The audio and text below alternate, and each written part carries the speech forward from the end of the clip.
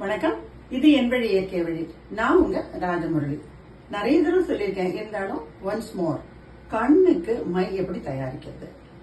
நீங்க முதல்ல என்ன பண்ணணும், ரெண்டு பக்கமும் ரெண்டு செங்கல் மாதிரி வச்சு ஸ்டாண்ட் வச்சு அதுக்கு நடுவில் ஒரு விளக்கு, நல்ல பெரிய திரியா சென்டர்ல இருந்து எரியற மாதிரி ஒரு விளக்க ஃபார்ம் பண்ணி அதுல விளக்கெண்ணெய் விட்டு திரி போட்டுக்கணும். நெக்ஸ்ட் செய்ய வேண்டியது என்னன்னா, அதுக்கு மேலேயே நீங்க ஒரு பிளேட், அதுல சந்தனம் நீங்க நல்லா அரைச்சி எடுத்தத நிறைய திக்கா அதுக்கு மேல தடவிட்டு அதை கவுத்து அது மேல மூடிடணும். அந்த ரெண்டு ஸ்டாண்டுக்குமே படுற மாதிரி அந்த மாதிரி வழக்கு அது மேல எரிஞ்சு எரிஞ்சு எரிஞ்சு அந்த புகை படிஞ்சு சந்தனம் எல்லாம் அது மேல பட்டு பட்டு அது பவுடர் ஆகி அது கொஞ்சம் கொஞ்சமா தூளா கீழே விழ ஆரம்பிக்கும்.